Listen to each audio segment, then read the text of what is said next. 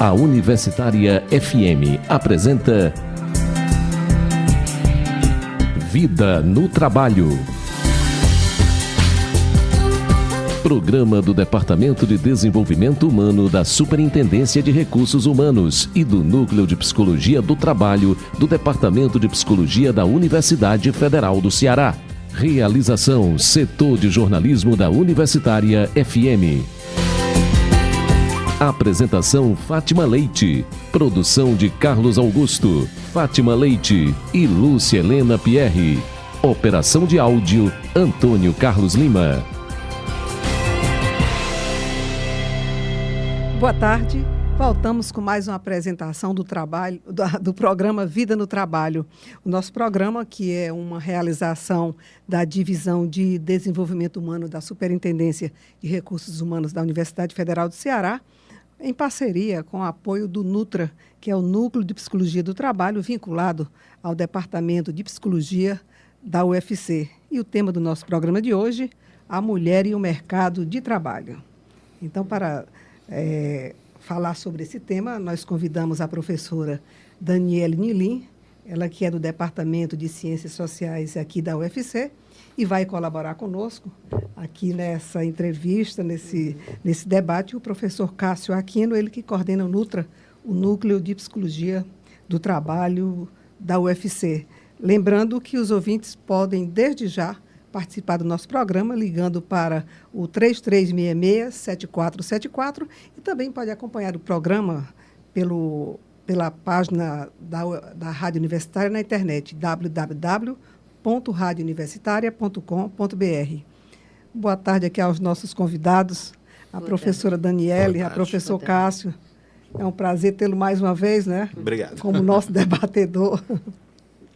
E começamos o nosso programa indagando quais as especificidades do tipo de trabalho que o mercado exige da mulher em comparação com o trabalho do homem, o trabalho masculino.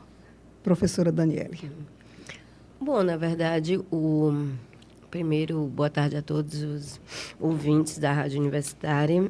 Eu queria colocar já a princípio que essa questão da discussão sobre o mercado de trabalho apareceu como uma preocupação de pesquisa, na medida em que o nosso trabalho no LEPEC, Laboratório de Estudos de Política e Cultura, a gente faz várias pesquisas com mulheres candidatas, mulheres parlamentares, mulheres prefeitas, e essa era uma reclamação quase generalizada das mulheres que já ocupam, inclusive, cargos expressivos de poder, de prestígio na sociedade, e elas sempre colocavam como um grande entrave a sua participação a questão das dificuldades que as mulheres têm no mercado de trabalho. E isso nos chamou muita atenção, porque nós estamos falando de mulheres, né, com uma especificidade.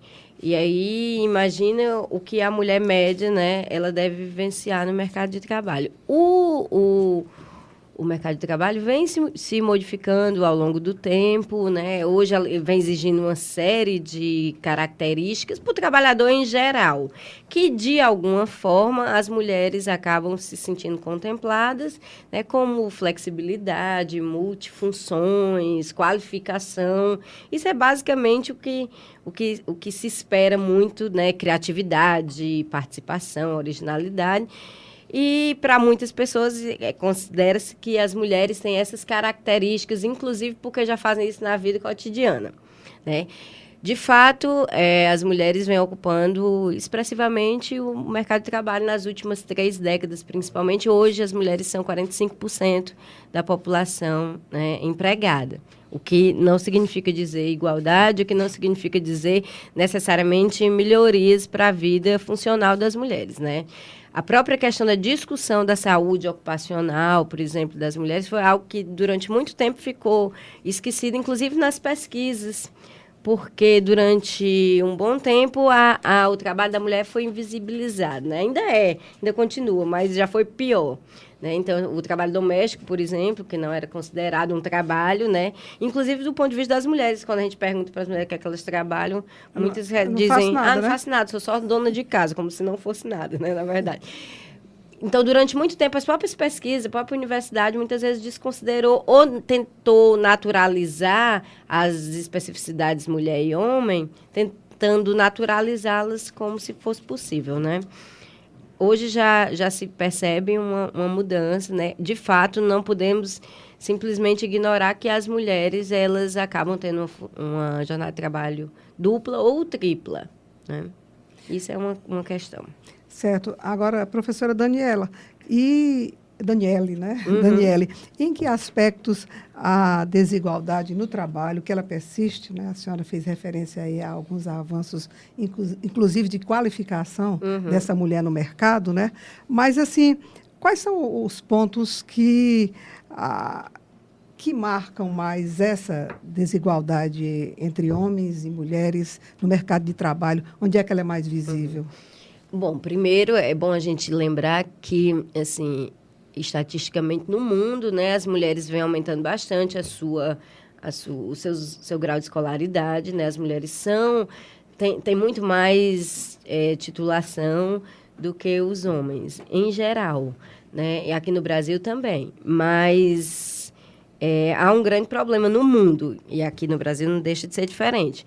O salário, certo? É um dos grandes problemas, né? Assim, ele varia entre 70% a 90% de diferença em relação ao salário dos homens. Aqui no Brasil, as mulheres recebem, em média, 70% do salário dos homens para executar a mesma função. Eu trouxe até um dado aqui coletado do censo de 2010, que o salário médio dos homens é de 1.392, enquanto das mulheres é 983.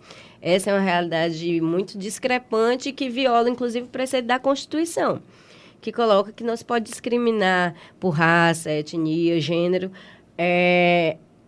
as pessoas ocupando as mesmas funções, e é o que de fato acontece. Então, as mulheres recebem cerca de 70% para executar o mesmo tipo de função, fora o fato de que, em geral, as mulheres, elas acabam não conseguindo atingir o topo da pirâmide dos empregos também, né? E isso não se modifica também em relação à escolaridade, né? Assim, entre os mais escolarizados, também essa desigualdade até aumenta. Inclusive, eu trouxe outro dado, que no Brasil, entre os brasileiros que ganham mais de 20 salários mínimos, 80% são homens, certo? Então, quanto mais alta a escolaridade, essa desigualdade também aumenta. Eu queria fazer uma intervenção aqui no que a Daniela está colocando. Professor Cássio. Se sabe que, tradicionalmente, sempre se falou, até por essa ideia, vamos dizer, errônea, de que o trabalho doméstico não é um trabalho reconhecido, e sempre se diz, não, a mulher, quando ela entrou recentemente no mercado de trabalho, como se essa ideia do trabalho fosse uma coisa recente. Claro. A gente sabe que, conjunturalmente, tanto nas guerras, como desde o período antigo, nas batalhas, as mulheres elas eram convocadas a ocupar esse espaço de trabalho. Mas foi mais ou menos em que etapa, vamos dizer, do desenvolvimento da história do capitalismo, que essas mulheres foram para o mercado e já não voltaram mais ou ficaram restritas ao ambiente familiar? Principalmente, né, a partir da Segunda Guerra, as mulheres entram em cheio no mercado de trabalho e essa tendência vai aumentando e crescendo. Claro que vai ter especificidade dos países, né? Existem países ainda hoje que as mulheres ainda são extremamente oprimidas e elas não podem sair para o mercado de trabalho formal e o que é considerado como trabalho para muitas pessoas, né? Aqui no Brasil, nas últimas 3 décadas, pelo menos, vai aumentando cada vez mais o número de mulheres no mercado de trabalho.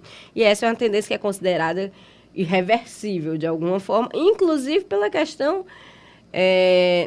tanto pela questão econômica e social, mas também pela questão de algum tipo de mudança cultural que vem acontecendo, embora as desigualdades ainda persistam e a própria questão da desigualdade, da questão cultural, ainda é um elemento fundamental para essa modificação. Mas é fato que as mulheres vão crescendo e os períodos de guerra, contraditoriamente, trazem essa nova dinâmica. As mulheres saem do mercado de trabalho. Agora, vale ressaltar que elas saem para o mercado de trabalho sem deixar...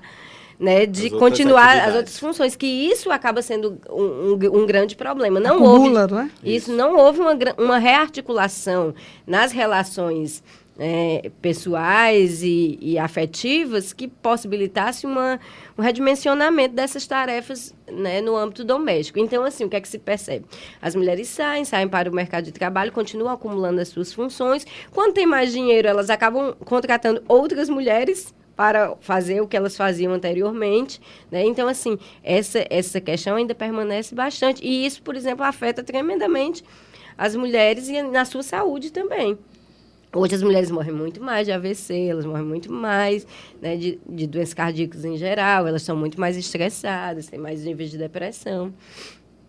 Professora, e esse tempo que a mulher também dedica ao trabalho doméstico, ele é de alguma forma compensado com o regime de aposentadoria, na aposentadoria? Hoje já existe uma legislação específica em relação a isso? Ao aproveitamento desse trabalho doméstico da mulher?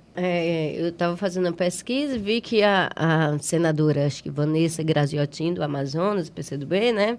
Ela apresentou um projeto de lei que diminui o tempo de contribuição das donas de casa de baixa renda, certo? Se eu não me engano, de 15 para 5 anos de contribuição, para que possa ser aproveitado para aposentadoria. Existe uma série de medidas que estão acontecendo, né? Claro que cheio de entraves, cheio de problemas, avanços, recuos no Congresso Nacional. A gente entende que o Congresso Nacional é um campo de força, de luta o tempo inteiro. Mas, assim, existe uma série de... Há uma percepção de que essa questão não pode continuar, né? A Secretaria de Política para Mulheres, por exemplo, ela entende que para reduzir as desigualdades, muito se avançou em uma série de coisas, mas para se reduzir a desigualdade, é necessário uma série de medidas para tentar diminuir, né, essa distância que existe ainda entre homens e mulheres. Professora, a nossa produção, a produção do Vida no Trabalho, ela foi às ruas, colheu algumas perguntas do público sobre esse tema, né? A mulher no mercado de trabalho. Vamos ouvir a primeira participação, que é de uma funcionária pública. Meu nome é Kelane. Quais são as repercussões que ocorrem na vida familiar da mulher quando ela se insere no mercado de trabalho? Principalmente com relação à questão da dupla jornada.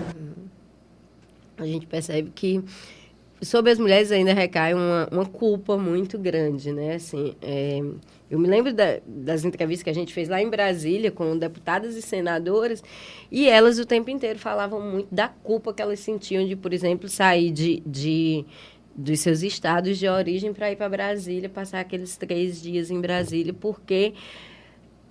de alguma forma, a vida familiar doméstica delas ficava alterada, né? Então, assim, a gente cansou de estar fazendo entrevista e o filho ligar, ou a babá ligar para dizer alguma coisa do filho, né? Então, assim, isso acontece em todas as camadas sociais, na verdade. Claro que com suas especificidades. Uma senadora tem dinheiro para pagar uma babá, né? Que é mulher. Inclusive, usando que é mulher, né?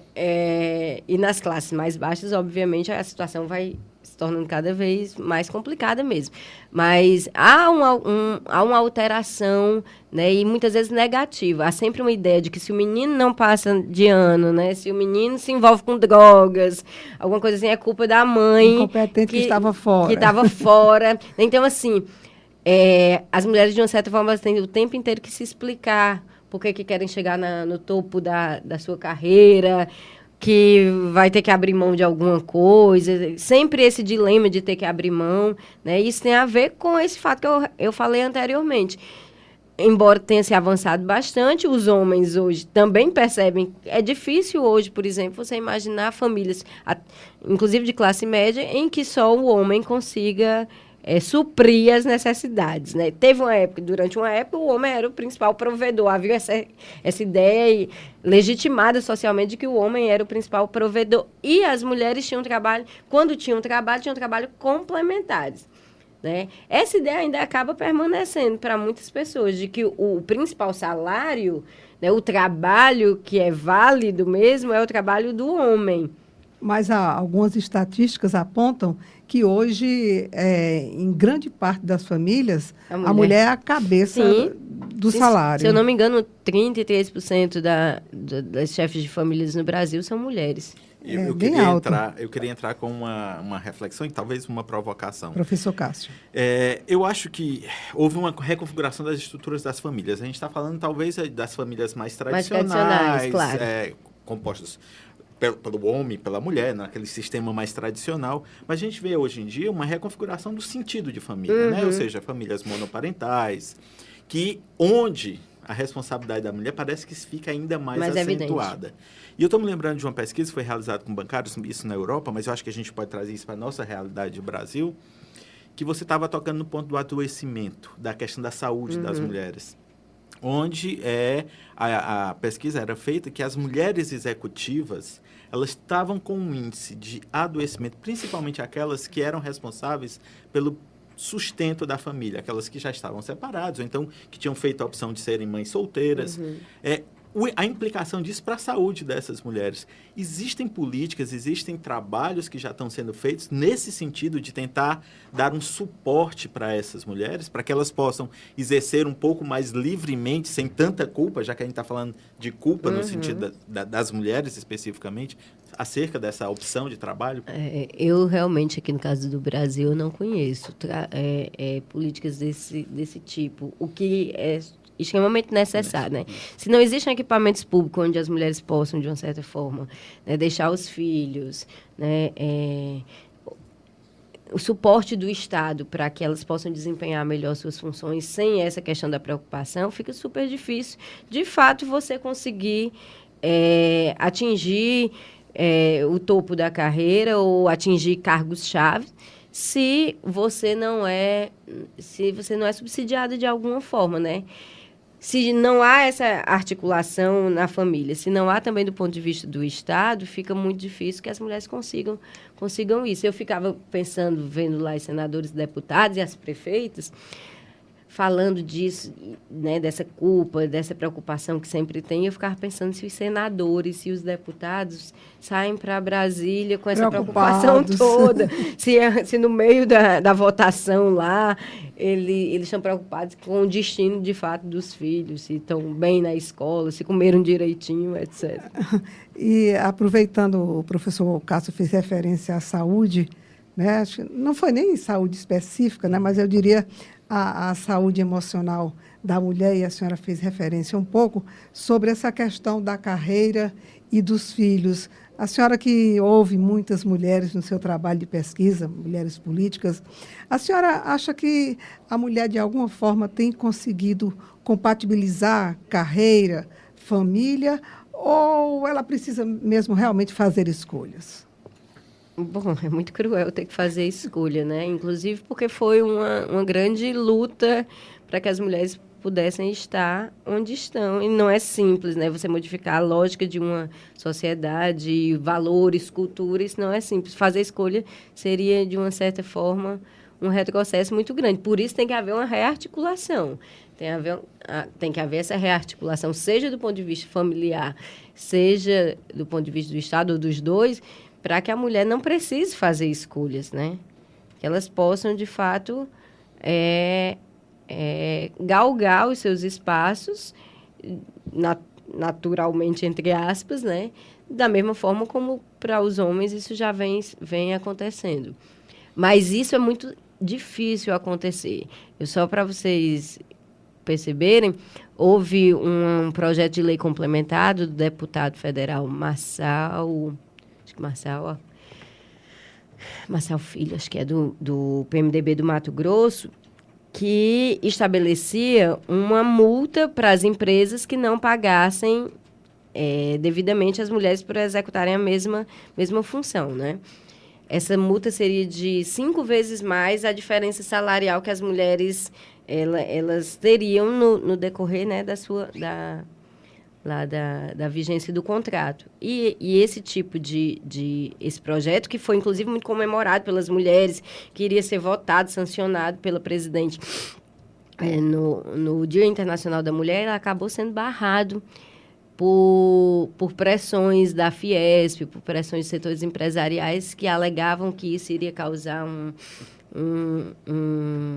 um gasto muito grande para a indústria, que a indústria está muito combalida, etc. Enfim, ele foi abortado de uma certa forma no Congresso, e acho que agora está numa das comissões lá do Congresso, que era uma ideia de que isso poderia, ou seja, era regulamentar de uma certa forma o que está lá na Constituição, já está na Constituição, que não se pode discriminar, mas entendia-se que a sanção seria fundamental para que as coisas se modificassem. Isso não passou.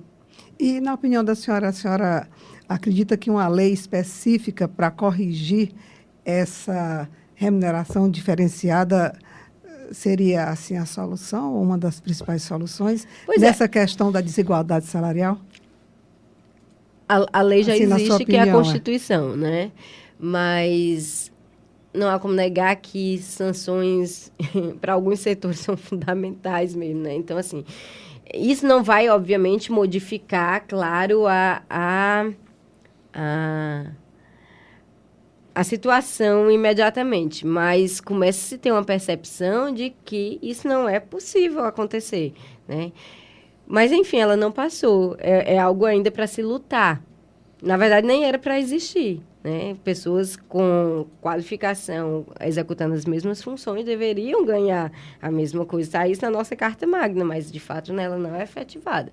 Talvez, se esse projeto passasse, fosse uma das possibilidades. Agora, também uma lei por si só não vai resolver todas as questões, porque nós estamos falando de uma questão que é muito mais profunda, né? Que é quais são os papéis sociais que se atribuem aos gêneros, né? Como é que essa reprodução ela continua na sociedade? Como é que nós estamos em 2012, com uma série de conquistas, no século XXI, e estamos falando ainda das mulheres terem que optar ou pela maternidade ou pelo trabalho, das mulheres terem que ter trabalhos parciais, em tempo parcial, para cuidar dos filhos, por que não os homens terem trabalho parcial para cuidarem dos filhos? Ou por que não os dois? Em alguns países isso já acontece, desde a licença, né? A licença maternidade, paternidade, né? Se eu não me engano, acho na Suécia. A Suécia, só para ilustrar, a Suécia ela dá 5 anos que pode ser dividida entre homens e mulheres da maneira que eles acharem mais conveniente. Sim.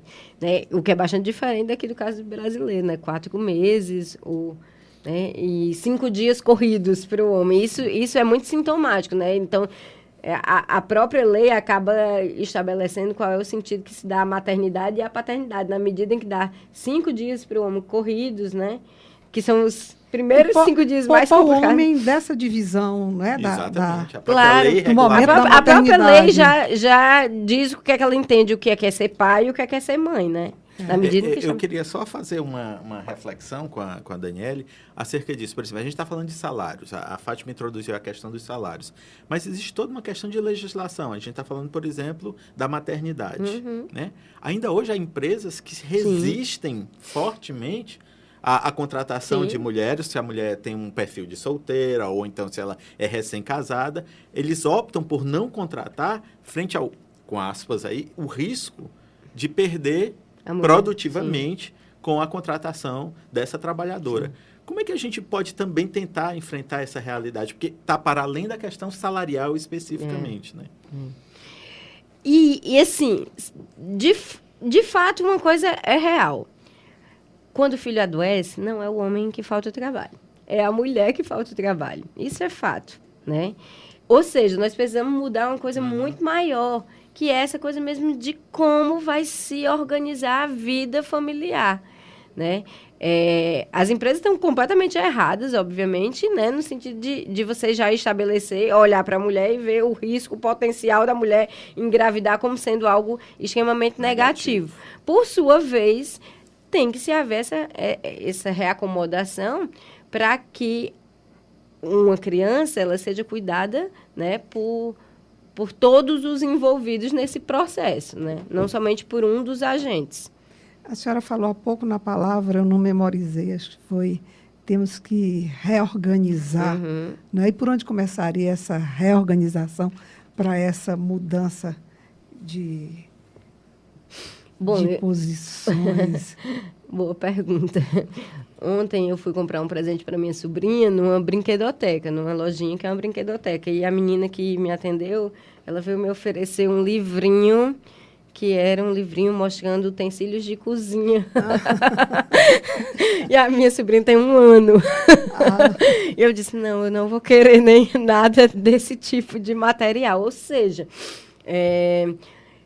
não é simples mesmo, porque tem a ver com a educação, né? Essa educação como um processo informal mesmo, na medida em que as pessoas acham que a tábua de passar é um brinquedinho legal. É o utensílio perfeito para a mulher, aquele fogão rosa da Barbie, é lindo para dar para uma criança, e aquele carro, aquela arma, aquela bola, né? São brinquedos para os meninos, né? Você acaba, de uma certa forma, reproduzindo esses papéis que lá na frente vão impactar nisso aqui que a gente está falando. Então, tem a ver com um processo muito maior de educação.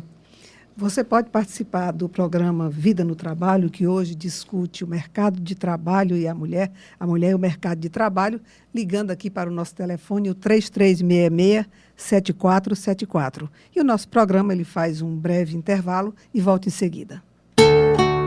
Universitária FM, a sintonia da Terra.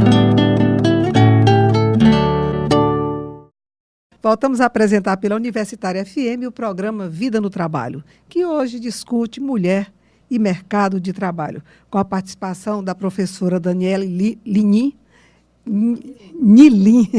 trocadilho Nilin, do Departamento de Ciências Sociais da Universidade Federal do Ceará, e contamos com a colaboração do professor, já conhecido aqui nosso, Cássio Aquino, que é o coordenador do NUTRA, que é o Núcleo de Psicologia do Trabalho da Universidade Federal do Ceará. E lembramos que você pode participar do nosso programa, é só ligar para o 3366-7474, fazer a sua observação, a sua pergunta, dar a sua contribuição a esse nosso mini debate, né? Termina sendo um debate, a entrevista, mas termina sendo um pouco um debate sobre o assunto.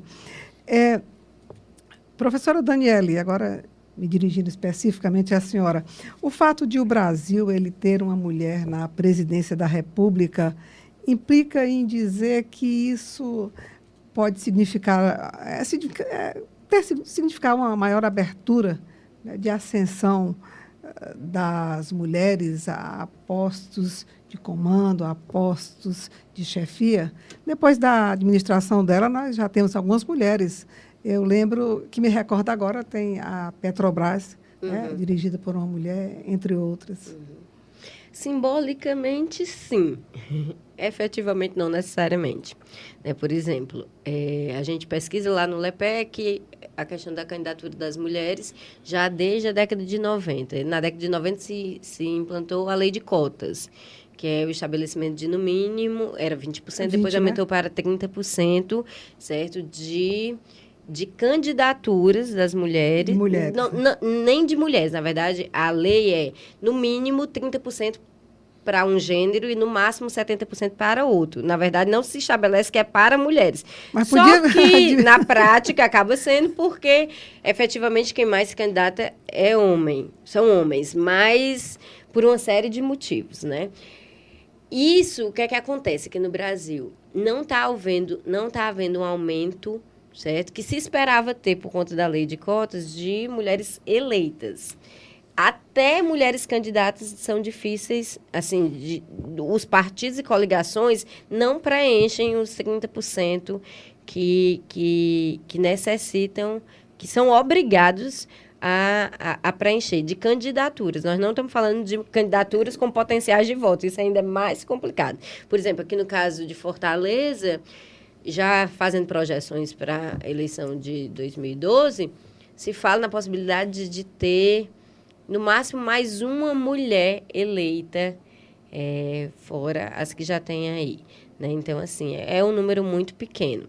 Mas também é errôneo imaginar que o fato de ter mulheres, por exemplo, no poder, isso vai imediatamente significar melhoria na vida das mulheres, políticas públicas voltadas para mulheres, embora, né, quando as mulheres são eleitas, elas tradicionalmente acabam ocupando, né, as comissões que tradicionalmente são colocadas para mulheres, como assistência, criança, adolescente, Sempre as comissões, educação... São colocadas ou a senhora acha que elas terminam se identificando com essas comissões? É o seguinte, em parte tem a ver com a própria formação e trajetória profissional. Muitas mulheres são professoras, por exemplo, as deputadas, certo? Mas também há uma certa... algumas barreiras mais invisíveis, mas que existem, certo? De que as mulheres, esses são os espaços que as mulheres devem ocupar mesmo. A Comissão de Justiça, de Constituição e Justiça, né, finanças, essas são tradicionalmente ocupadas por homens. Se você pega um dado, você vai ver que isso sempre acontece. Não, e o que eu lembre, nem a Câmara, nem o Senado, acho que nunca foram dirigidos por mulheres. Não. Hoje, a primeira vez, tem uma uma vice-presidente. Na Câmara hoje é a deputada Rose de Freitas, do PMDB. Primeira vez. E no Senado tem a Marta Suplicy, que está dividindo a vice-presidência com o senador Pimentel. Mas ainda na vice, né? Ainda na vice. E assim, mas termina sendo majoritário na ausência do titular, né? Não, isso já foi considerado muito importante pelas mulheres, simbolicamente e tal. Mas, assim, também não são... qualquer mulheres, essas que nós estamos falando aí. A Rose de Freitas já tem uma vida política acho de uns 30 anos, a Marta Suplicy, enfim, todos conhecem. Eu queria aproveitar essa deixa que a Fátima colocou da política e expandir um pouquinho mais, né? A gente sabe que socialmente existe uma série de identificações profissionais. Existem profissões eminentemente femininas, profissões tidas como eminentemente masculinas. E é interessante a gente perceber que hoje em dia já se aponta alguma modificação nesses quadros. Você estava falando, por exemplo, das professoras. É comum hoje você já encontrar professores homens na educação infantil, coisa que era impossível de se imaginar. Falando de um exemplo muito próprio, eu me lembro que logo que eu me formei, eu fui fazer uma seleção e me disseram, eu me saí muito bem na seleção e disseram, olha, você é muito bom, mas a gente quer um trabalhador da educação infantil e homem não está muito bem adequado a isso. Eu acho que as mulheres sofrem isso numa posição inversa. É possível a gente tentar traçar mais ou menos um panorama dessa identificação masculina e dessa identificação feminina no mercado de trabalho? Pois é, esse processo de identificação me chama muita atenção. Como é que ele se dá? Porque ele não é natural, né? Assim, o fato de ter mulheres na educação infantil, predominantemente mulheres, isso não é algo natural, isso é socialmente construído. Né? Desde a própria ideia do professor da educação infantil, que é considerado seja um cuidador, uma babá, muitas vezes, né? Ou seja, uma reprodução, de fato, do que se acontece em casa. Né? Esse não é à toa que para os homens seja tão difícil, né, tá neste espaço aí. Mas isso não é natural, na verdade, né? Quando você vai olhar nas engenharias também, isso, né? Eu estou me lembrando, você hoje passa na construção civil, você já consegue identificar mulheres trabalhando na construção civil, uma coisa que era impensada, talvez 15, 20 anos atrás. Por isso, e isso é o que é bom, né? Na verdade, como não é natural esse processo de identificação, ele se reconstrói a cada momento, né? Então, eu particularmente sou muito otimista em relação às mudanças, né? Assim, as pessoas, na medida em que começa a se perceber que tem alguma coisa errada nisso aí, por que um homem não pode ser da educação infantil, por que uma mulher não pode ser engenheira civil, engenheira mecânica, né? E que isso começa a se discutir, né? É o primeiro passo também para a mudança, né? E, de fato, isso tem que acontecer. A gente já consegue ver em algumas casas, por exemplo, o fato de mulheres saírem para trabalhar e os homens agora ocuparem, né, aquele espaço que era tradicionalmente também colocado para as mulheres. Isso não é a maioria, não. Isso é a minoria ainda hoje. Mas já se né? conhece. Mas a gente já consegue perceber, né? Então, eu acho que é importante que isso é o processo de desnaturalização. Isso. Porque isso realmente não é uma coisa natural. Isso é uma construção histórica e social, claro, né? Claro. Quando você vai... Tem algumas profissões, né? Educação, serviço social, né? Que, assim, tradicionalmente... eram estabelecidas como profissões de mulheres. Né? Pedagogia. Aí, essas da matemática... Enfermagem ainda hoje em dia é reconhecido, né? Eu tinha um bolsista aqui da emissora que ele disse que se sentia muito mal. Ele fazia enfermagem e só tinha ele de homem. Os professores chegavam e diziam, minhas queridas, ele ficava injuriado. Para você ver, né? Quando ele tem que se colocar como minoria. Sim, claro. Pois não, professora? Não, então hoje nós vivemos um momento dessa percepção, né? As minorias começam a ocupar os seus espaços cada vez com mais vigor. Você perguntou anteriormente, né? Como é que a gente poderia modificar isso? Eu falei sobre a questão da educação, mas é óbvio que os movimentos organizados, a pressão sobre os governos, né? A pressão sobre o governo para criar novas políticas, para regulamentar as políticas já existentes, para punir quem não cumpre o que está estabelecido, são outras coisas possíveis para fazer para modificar essa situação, né? Mas ela tem que ser atacada em várias frentes, na verdade. Nós temos agora a participação de mais uma pessoa que pergunta aqui para a professora Daniele, né, aqui em colaboração com o professor Cássio. Foi uma pergunta colhida aqui mesmo na Universidade Federal. Eu sou Vila Calado e sou funcionária da CRIARTE, a terceirizada aqui da Universidade Federal do Ceará. Eu gostaria de saber se existem mais homens em cargo de confiança do que mulheres nas universidades federais. E eu acho que a gente poderia estender essa pergunta no mercado de trabalho de uma forma geral, como é que existe. Acho que poderia enveredar por aí. Eu realmente não saberia responder os cargos de confiança da universidade, isso a gente teria que fazer uma pesquisa, né? Mas é fato que cargos que requeiram uma dedicação X ou sejam cargos de poder, de prestígio, de status, ainda são entregues principalmente aos homens. Uma coisa que chama muita atenção aqui no Brasil é que, embora, por exemplo, a gente sempre fale que somos democráticos, né? E que veja que, de fato, tem algumas mudanças, mas existem alguns países árabes, né, que a gente vê como lugares onde as mulheres são mais oprimidas que em qualquer outro lugar, né? Essa é a percepção que a gente tem, geralmente, né, no cotidiano. Mas existem alguns países árabes que têm um nível, uma taxa de participação das mulheres, por exemplo, nesses cargos, certo? Maior do que no Brasil. Certo? Aí então, dá para surpreender, né? É para surpreender. Quando você pega até, no caso da política, por exemplo, no parlamento, existem alguns países árabes que deixam o Brasil no chinelo. Né? Então, assim, e talvez esse tipo de desigualdade acabe sendo mais complicado, né? Porque, a princípio, a gente imagina que as coisas até já tenham se modificado bastante, mas algumas questões ainda permanecem. Por exemplo, a gente fez em 2010, fez uma pesquisa aqui com os principais partidos do Ceará, para entrevistar os dirigentes partidários, e no Ceará só tinha uma presidente mulher, que era a Luiziane Lins, no PT. Né? O restante dos partidos todos eram comandados por homens.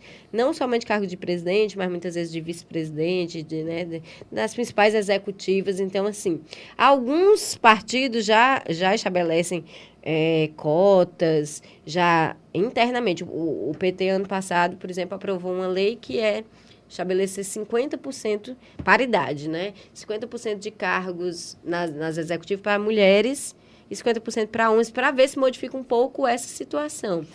Certo? Agora, professora, a senhora que estuda, né, tem a sua área de pesquisa bem mais direcionada para a participação da mulher na política, a que a senhora atribui esse afastamento? Né? A senhora citou aí que não só é pequena a participação das mulheres que têm possibilidade de se eleger, como também a participação dela como uma vogal a mais no partido. Como a senhora vê e ao que a senhora atribui esse afastamento das mulheres da vida política? Por que ela está fora também da vida política? Eu acho que porque a vida política também reflete muito o que é a vida da sociedade, sabe? Assim, por exemplo, a lógica interna dos partidos, ela funciona como se fosse feito para homens. certo? Então, as reuniões são feitas em horários muito ruins para que as mulheres possam participar, né? A lógica de viajar, de seminários internos durante vários dias,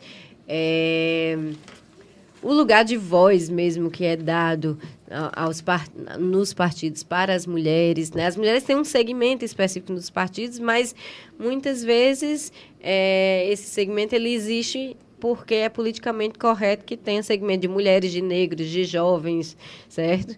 Nos partidos, mas não necessariamente isso significa poder de voz, poder de fala, poder de barganhar, de fato. Isso não é muito diferente do restante, né, de alguns lugares sociais também, né? Obviamente que os partidos têm um papel a desempenhar nessa modificação e que eles muitas vezes acabam não querendo assumir esse papel de transformação, né? De modificar um pouco essa lógica interna para que possa, de fato, que as mulheres ascenderem a esses cargos eletivos. Agora, professora, o reconhecimento das diferenças, né, entre homens e mulheres, na opinião da senhora, seria o caminho assim da conquista de posições da mulher no mercado de trabalho, né? Se reconhecer que realmente a mulher tem algumas especificidades, né, comuns e inerentes à mulher. Isso poderia ser, esse reconhecimento poderia ser assim uma porta aberta para que a mulher realmente se visse mais reconhecida nos postos de trabalho, no mercado de trabalho? Eu acho que o mercado de trabalho, de fato, tem que se adequar e perceber essas diferenças. É óbvio que diferenças existem, ninguém está discutindo isso, claro que diferenças existem. Agora, o grande problema é que essas diferenças sempre tradicionalmente foram compreendidas como desigualdades. Assim, a diferença ela é positiva. As pessoas são diferentes e hoje nós vivemos um movimento de reconhecimento das diferenças, certo? Isso é ótimo que exista. Agora, isso não pode se traduzir em desigualdade. O fato de mulheres serem diferentes, terem especificidades, né, isso não pode significar salários mais baixos, barreiras para ocupar determinados cargos, isso não pode acontecer, né? Difere do discurso dos anos 60, né, quando se defendia a igualdade de gênero, aquela época, né? Homem tem que ser igual à mulher. Como a senhora vê o discurso daquela época, que hoje nos parece um pouco esvaziado, e a realidade que vivemos hoje? Eu acho que o próprio discurso feminista já mudou, já não está mais nessa discussão, né? O feminismo da igualdade e o feminismo da diferença. Eu acho que o feminismo hoje já consegue perceber que na verdade, existem várias campanhas para isso aí, né? De reforço às diferenças sem que isso implique em desigualdade.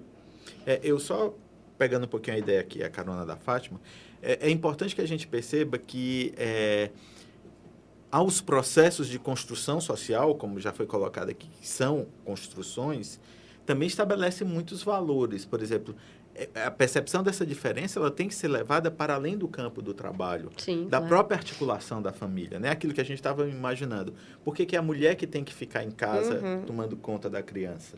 Né? Por que não pode ser o homem?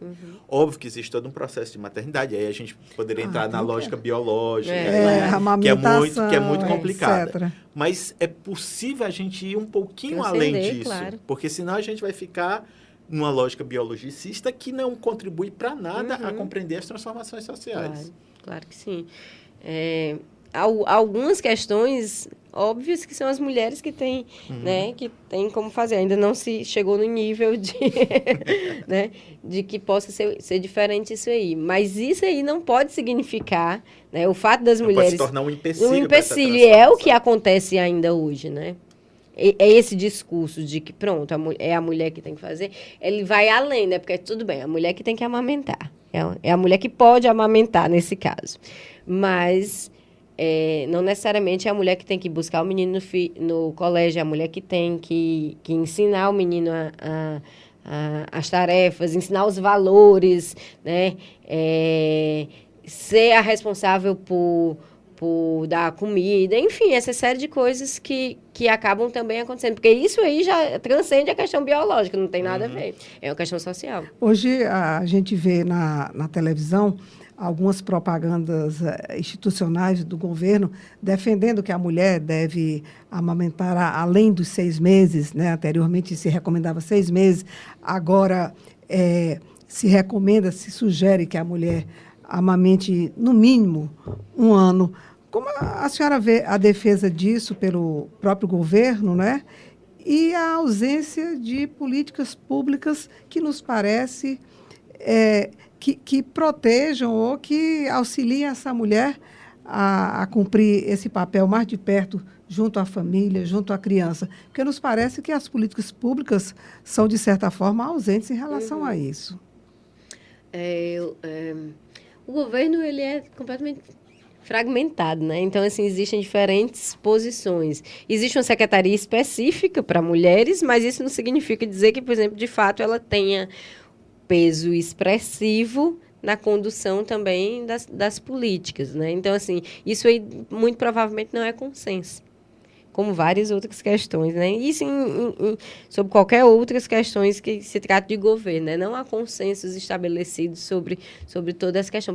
Para você ter ideia, em relação àquilo que eu estava falando antes, do projeto de lei, né, que previa a multa de 5 vezes, né, para os empregadores em benefício da mulher, ela foi vetada, inclusive, por setores da base aliada do governo, e os discursos eram os discursos mais discrepantes possíveis. Então, assim, por isso é necessário haver uma movimentação forte também da sociedade para pressionar os governos para estabelecer isso aí. Nós não tivemos um estado de bem-estar social como outros países tiveram, em que, por exemplo, se eu não me engano, na França, há um serviço uma espécie de babysitter para que o marido e a mulher possam sair, acho que, se eu não me engano, durante uma vez por mês, uma coisa assim, para que eles possam sair um dia à noite para se divertir, enfim, desopilar, certo? Porque entende-se que isso aí faz parte, é saudável para o casal e é saudável para a família e é saudável para o bebê. Claro que eu não sei como é que isso está acontecendo agora, nesse momento de crise, né? Mas, enfim, nós nunca tivemos aqui um estado de bem-estar social consolidado, né? Então, assim, algumas políticas sociais básicas a gente ainda está por construir efetivamente. E algumas vão ser superadas e a gente nem vai conseguir, Isso mesmo. Então, claro que é cada vez mais urgente pensar sobre essa questão de quais são os serviços sociais que você possa oferecer para que as pessoas possam melhor se desenvolver. E onde a senhora situaria hoje o espaço ocupado pela mulher no mercado de trabalho e em outros avanços, considerando que acho que nas últimas 3, 4 décadas a mulher avançou muito. O uso da pílula, né, foi uma abertura para que a mulher, inclusive, pudesse escolher o seu momento, né, o seu instante da maternidade ou não.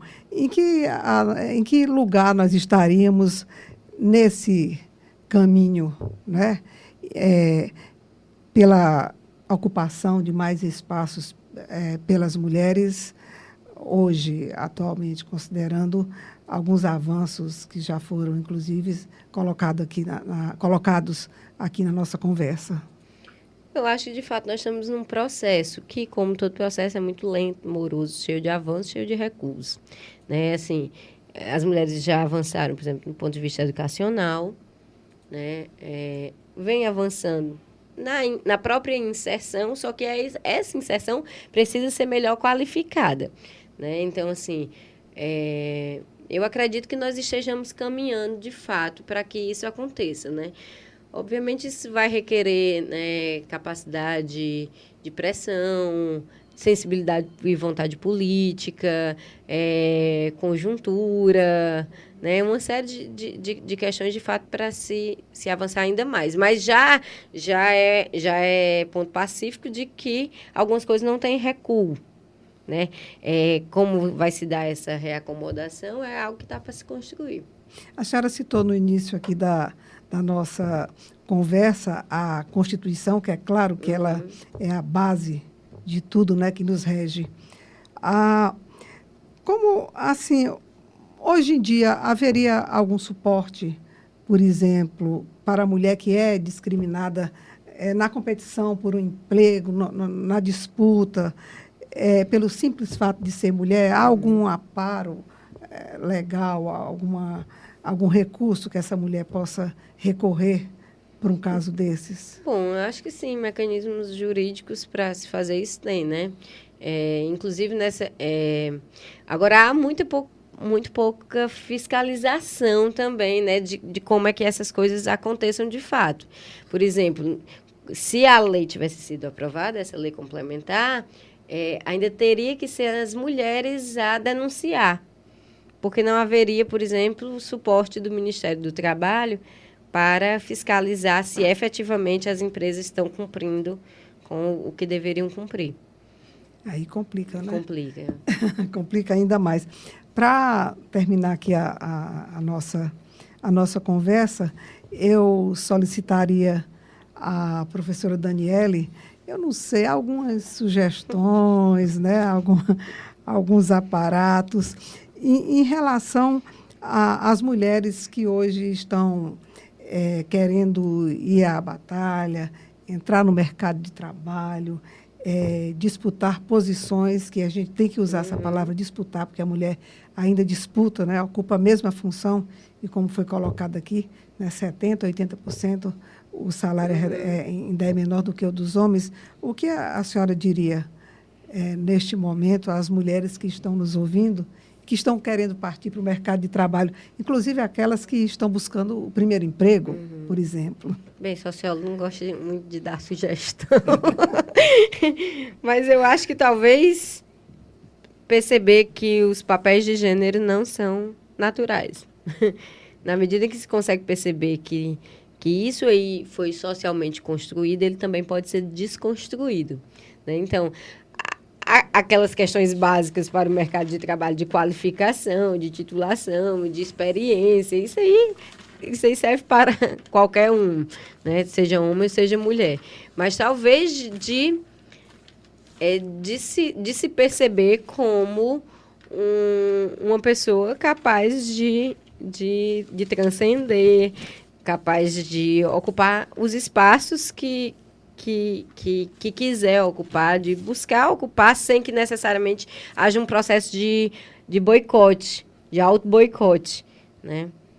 Acho que isso. Eu só queria ilustrar o seguinte, fica muito difícil esse enfrentamento nos momentos de crise, porque a crise é sempre uma ameaça permanente. A gente está pensando, o Brasil hoje vive um momento um pouco melhor comparado com a Europa. Mas se você vê os movimentos de retrocesso que estão havendo na Europa em função disso, dá um pouco o diagnóstico do que é essa realidade no momento de crise econômica. Sim, então, o enfrentamento do mercado de trabalho nos momentos de crise econômica se tornam muito mais difíceis. Mas a gente tem um potencial, talvez agora no Brasil, de viabilizar essa reação. Eu acho que isso tem que ser pensado. As mulheres, elas têm que reconhecer. Eu acho que o primeiro momento é o reconhecimento desse equilíbrio e dessa desnaturalização dessa condição que tem sido perpetuada durante muito tempo, né? E por isso que eu coloquei anteriormente que existem algumas variáveis como as condições externas, né? De fato, um momento de crise é o momento em que os trabalhadores acabam perdendo muito mais, né? Seja na flexibilização, né? Na perdas salariais. Mas como nós estamos vivendo este momento, que não se sabe até quando durará, enfim. Mas, enfim, nós temos que, de fato, aproveitar. E esse talvez seja um dos melhores momentos para que as mulheres possam ocupar esses espaços. Porque, inclusive, já se tem essa percepção de que há alguma coisa errada para que as mulheres não ocupem. Com certeza. Nós terminamos agora aqui o nosso programa, que hoje discutiu mulher e mercado de trabalho, com a participação da socióloga aqui do Departamento de Ciências Sociais aqui da Universidade Federal do Ceará, a professora Daniele Nilim, e do professor Cássio Aquino, coordenador do Nutra, que sempre nos ajuda aqui nas reflexões do nosso programa. Nosso muito obrigada e até a próxima semana. Uma boa tarde. A Universitária FM apresentou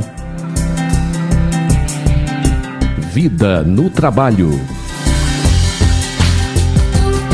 Programa do Departamento de Desenvolvimento Humano da Superintendência de Recursos Humanos e do Núcleo de Psicologia do Trabalho do Departamento de Psicologia da Universidade Federal do Ceará. Realização: Setor de Jornalismo da Universitária FM. Apresentação: Fátima Leite. Produção de Carlos Augusto, Fátima Leite e Lúcia Helena Pierre. Operação de áudio: Antônio Carlos Lima.